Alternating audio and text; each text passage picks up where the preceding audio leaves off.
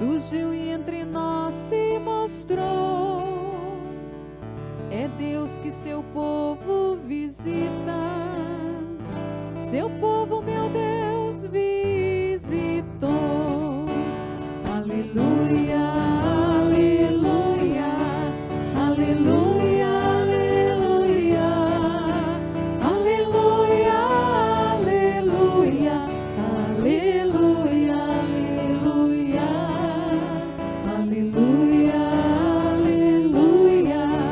aleluia, aleluia,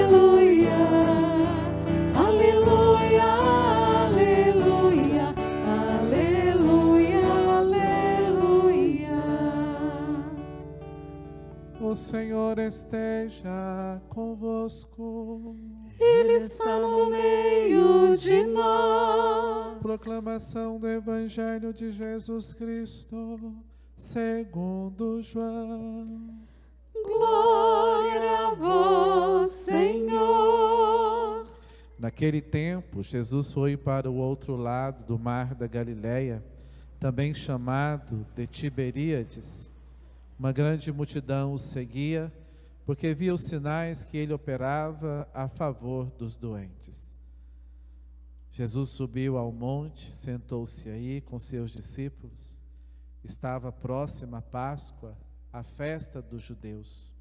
Levantando os olhos e vendo que uma grande multidão estava vindo ao seu encontro, Jesus disse a Filipe: onde vamos comprar pão para que eles possam comer?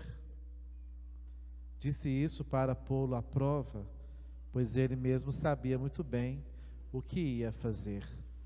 Filipe respondeu: nem 200 moedas de prata bastariam para dar um pedaço de pão a cada um. Um dos discípulos, André, o irmão de Simão Pedro, disse: está aqui um menino com 5 pães de cevada e 2 peixes, mas o que é isto para tanta gente? Jesus disse: fazei sentar as pessoas. Havia muita relva naquele lugar, e lá se sentaram aproximadamente 5.000 homens.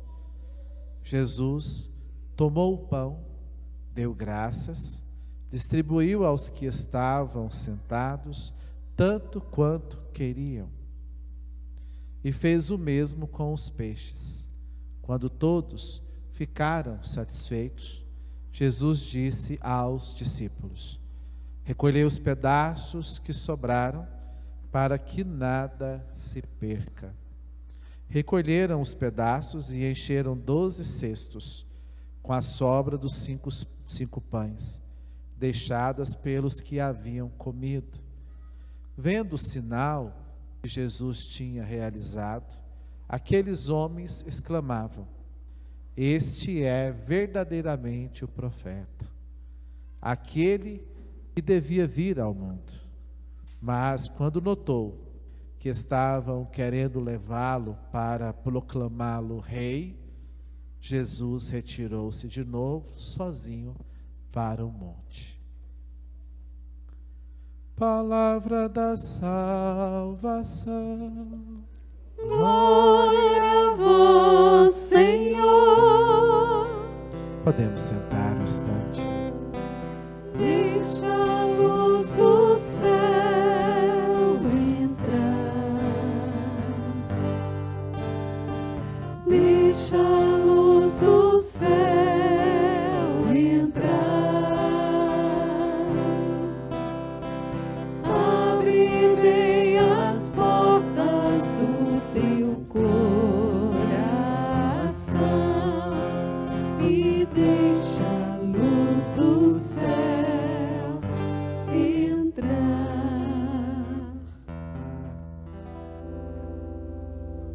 O evangelho que nós ouvimos também poderia ser entendido ou até usar um viés de compreensão usando essa Páscoa antiga, né? Que é a Páscoa dos judeus. Nós sabemos que a instituição da Eucaristia e aqui a multiplicação dos pães é como um sinal, porque logo depois virá o discurso do pão da vida, e é um pouquinho antes para a gente contextualizar. Quando nós lemos o Evangelho de João, então do capítulo 4 até mais ou menos ali o capítulo 13, 12, nós temos chamado livro dos sinais, né? E do 12 para diante nós temos o livro da hora, né? Então no livro dos sinais, João escolhe 7 sinais, 7 milagres, para mostrar que Jesus é o Filho de Deus. E João usa muito nos discursos de Jesus certas metáforas para entender. E como nós estamos aqui no capítulo 6, multiplicação dos pães, depois Jesus fará, caminhará sobre as águas, e depois vai fazer o grande discurso do pão da vida, mostrando que ele é o pão que desceu do céu. Nós temos aqui então esse sinal eloquente de que o Senhor, né, é o sustento do homem.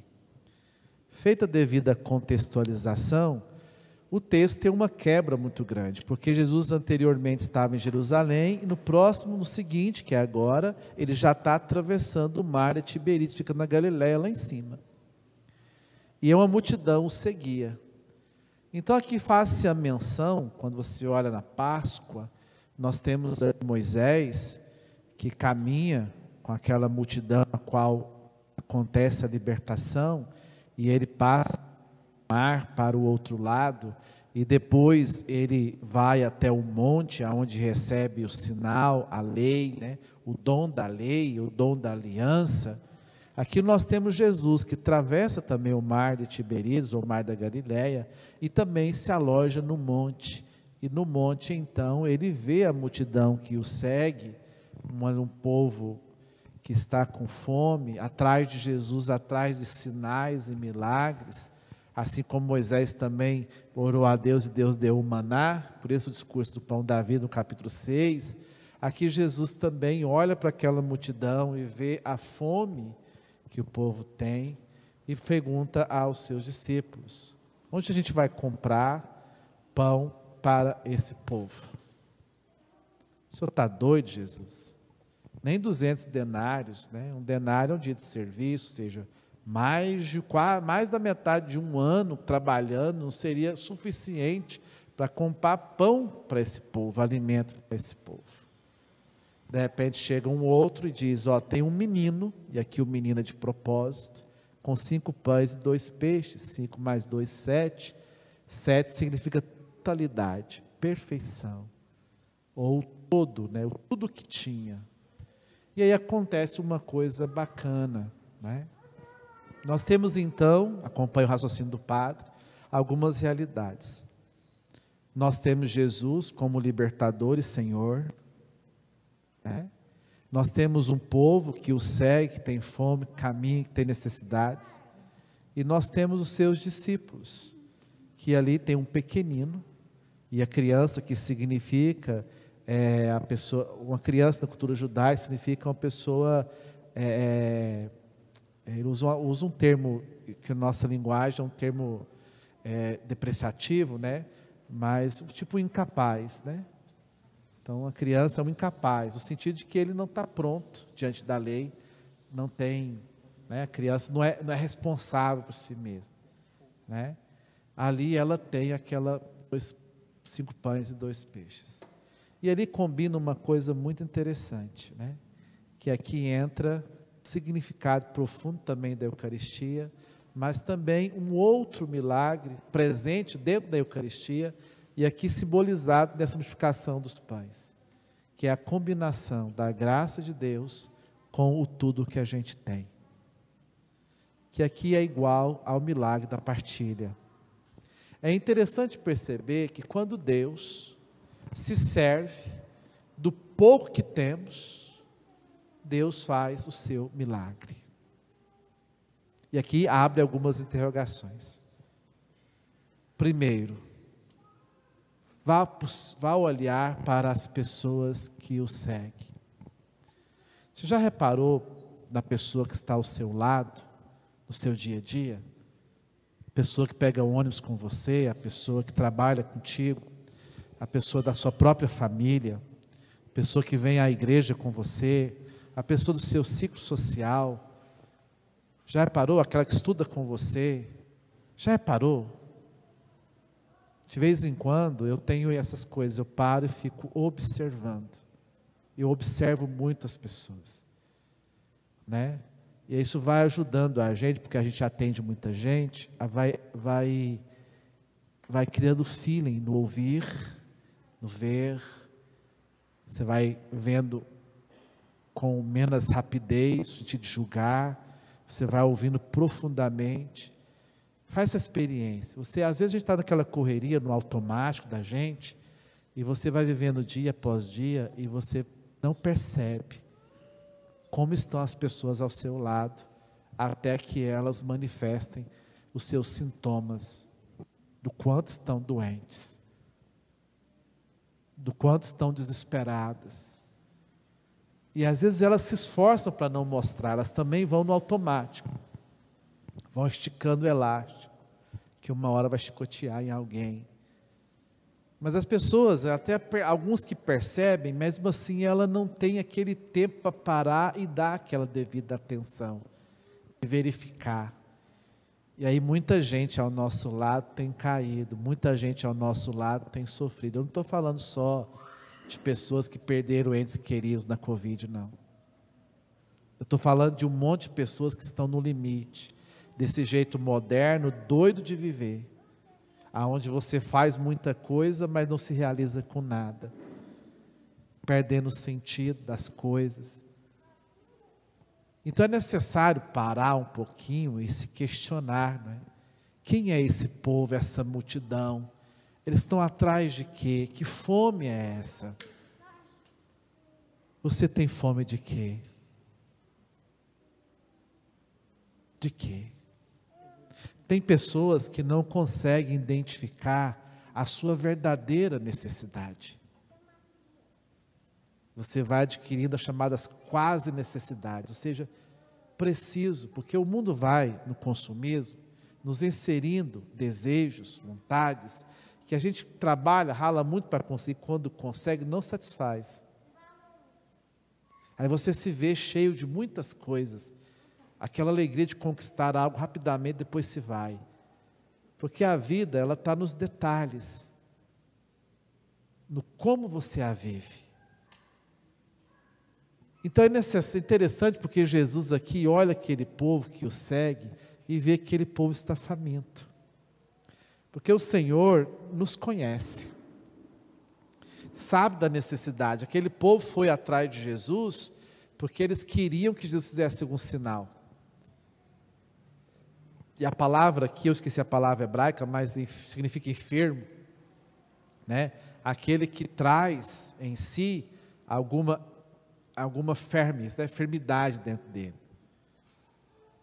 E o Senhor os alimenta, né? O alimenta com pouco que aqueles que o seguem têm. Então nós também podemos cair no pessimismo. O que adianta eu fazer alguma coisa? Está tudo muito difícil, eu não vou fazer diferença nenhuma não. Aí você vai deixando de fazer o bem, deixando de se disponibilizar para Deus, deixando de contribuir com o pouquinho que você tem, para realizar as necessidades, os sofrimentos, as fomes, as sedes que o teu irmão tem. E aí nós vivemos num falso otimismo ou num falso pessimismo. A pessoa acha, não, esse trem não existe não, o povo exagera demais, o povo sensacionalista. Por outro lado, Deus me livre, nada. Como é que você está? Nossa, difícil demais. A pessoa que murmura e reclama. Faz uma matemática na sua vida. Hoje, por exemplo, seu domingo. Você reclamou e murmurou mais do que agradeceu? Então nós vivemos uma cabeça para baixo. A gente anda assim. A nossa estima está baixa. Porque nós estamos cada vez mais com mais necessidades que o mundo tem nos colocado e cada vez menos realizados. As pessoas hoje não se realizam mais no seu casamento. Ele acha que tem que trocar de pessoa. Ele está procurando não sabe o quê. Ele não se satisfaz. Não estou dizendo que nós não tenhamos uma vida de progresso, de cada vez mais ter uma vida digna, porque não está no que você possui, está em como você vive cada coisa. E como você vive aquilo que você tem. Como você vive com aquilo que Deus te deu, ou te ajudou a conseguir. E aí entra outro aspecto. Às vezes o milagre da partilha não acontece, porque eu sou negligente e desatento à multidão que está ao meu redor. Eu sou displicente ou indiferente. Mas também, às vezes, eu sou omisso. Já falei que eu posso ser desacreditado. O que vai adiantar? Eu dar 1 quilinho de arroz. Não adianta nada. Vai tanta gente passando fome. O que adianta eu trazer uma roupinha para outra ali? Não vai fazer diferença nenhuma. O que adianta eu dar R$10 ali? Não vai ajudar nada.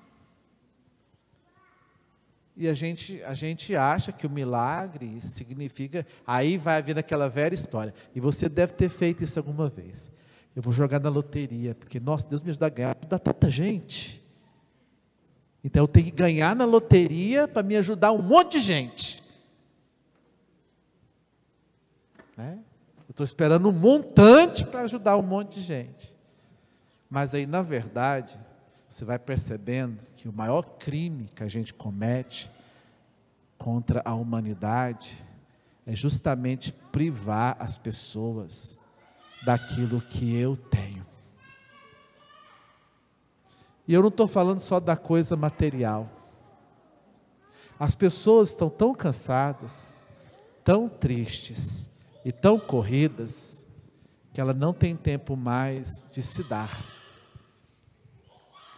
de servir o seu irmão consigo. E eu não vou muito longe não, basta olhar no relacionamento matrimonial.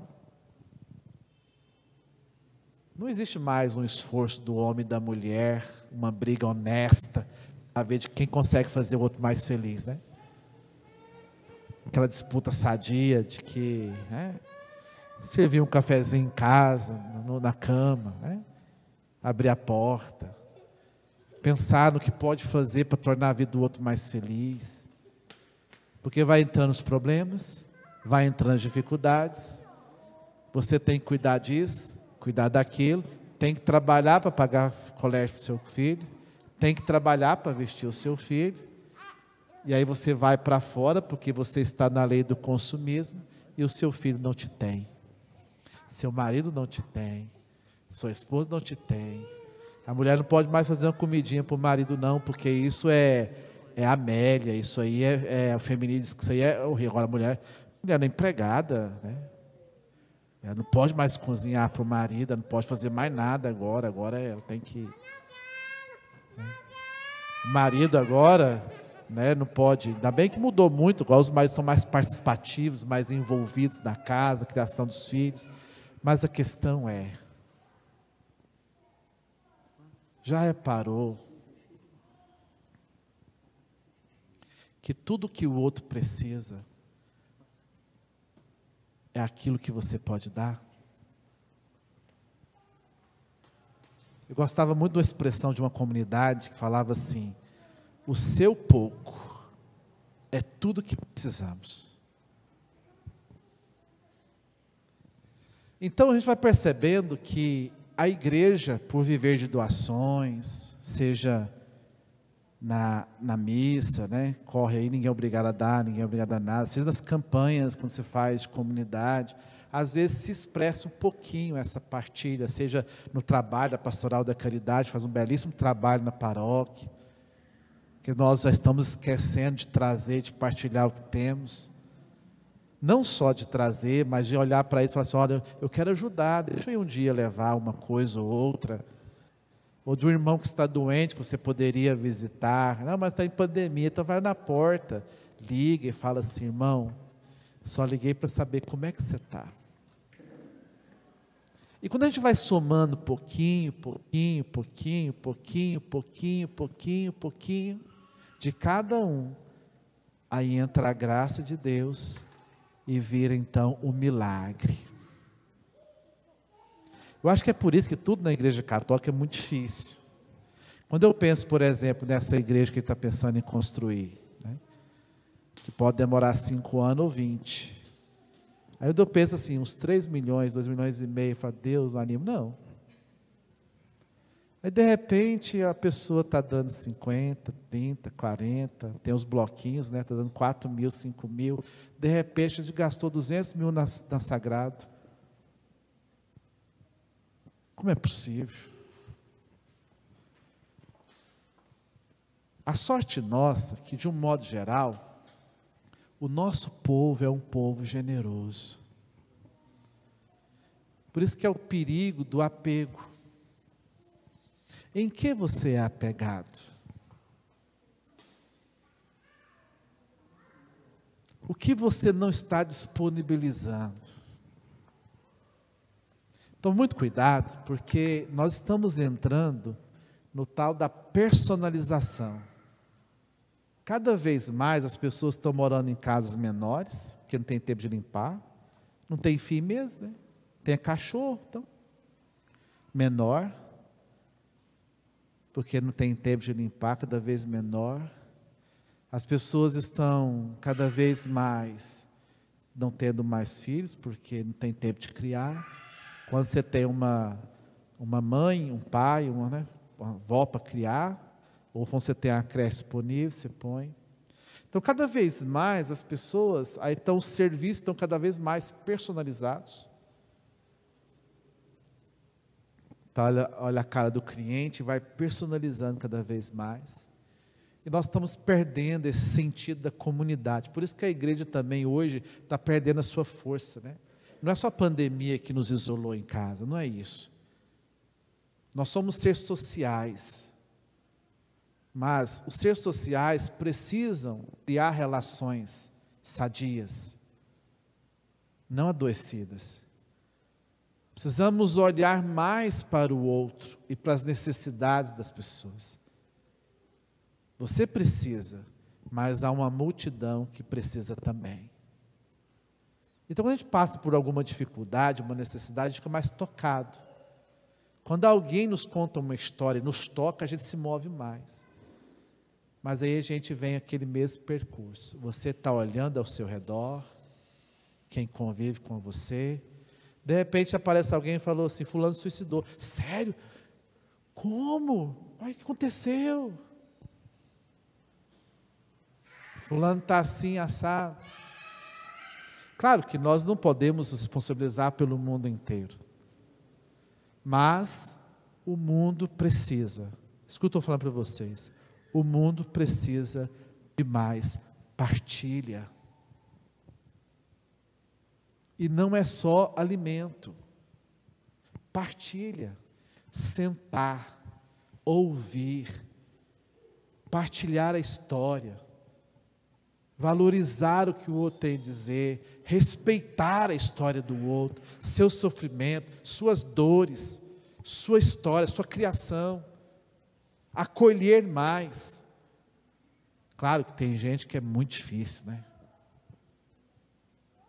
Então tem coisas sumindo. E é tão bom quando a gente encontra um amigo de verdade, que você pode partilhar a vida, chorar, desabafar, contar. Às vezes a pessoa não pode resolver seu próprio, porque ninguém pode ver a vida de ninguém. Mas você tem ali um porto seguro, alguém que te escuta. Estou falando porque geralmente eles vêm para os padres, né? Que também estão adoecendo, né? Muitos. Vivemos numa vida muito difícil. E aqui é interessante, então, quando alguém disponibilizou, quando aquele pequenino, lembrei a palavra, débil.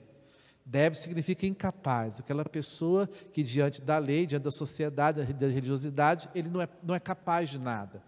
Quando ele tem na mão 5 pães e 2 peixes, o que é 5 pães e 2 peixes para 5.000 pessoas?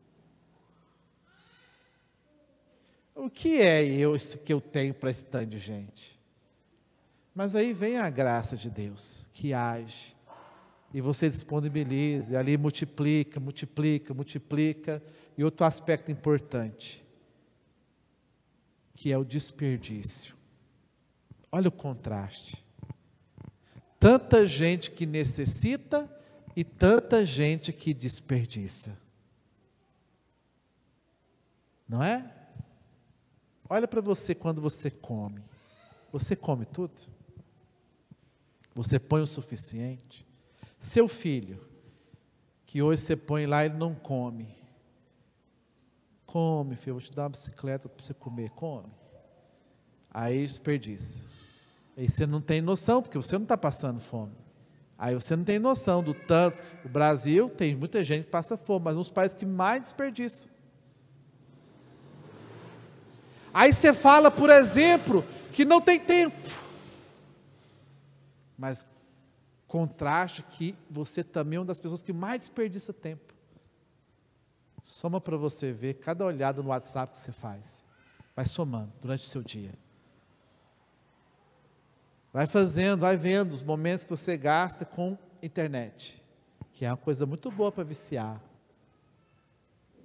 Olha o seu tempo que você acha fazendo nada, porque o ócio sadio, tem um tipo de ócio que é sadio, né?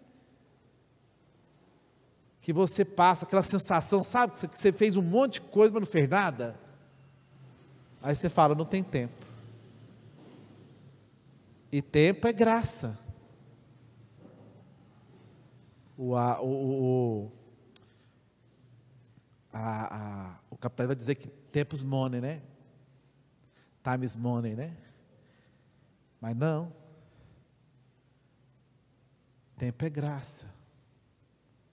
E quando ele passa, a gente reclama com remorso do que não viveu.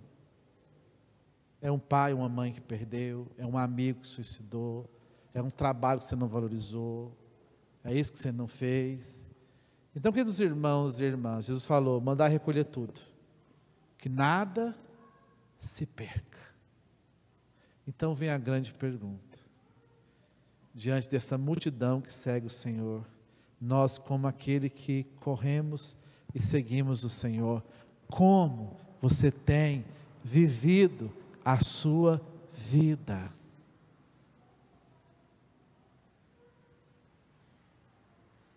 A pessoa mais infeliz do mundo é a pessoa que não partilha a vida, pessoa que não tem amigos, pessoa que não tem, que não vai fazer falta, porque ela não marcou a vida de ninguém. Como você tem vivido a sua vida? Então, as coisas acontecem, as igrejas são construídas, como diz os Atos dos Apóstolos, não havia necessitados entre eles, quando, sobretudo nós, que somos cristãos e amamos Jesus Cristo, que nos ensina a amar e cuidar do outro, quando nós resolvemos ser cristãos de verdade. Ninguém que tenha tão pouco que não possa partilhar. E não há ninguém que tenha tanto que não precise de algo. Você precisa de quê? E você pode dar o quê? Então, precisamos trazer esse espírito da partilha. Tem muita gente precisando não só do que você tem, mas tem muita gente precisando daquilo que você é. Isso vale sobretudo para a família, viu? Seus filhos precisam de você, viu, pai e mãe? Sua esposa precisa de você, viu, marido? Seu marido precisa de você, viu, esposa? A igreja precisa de você, meu irmão. O mundo precisa de você. Cristo precisa de você.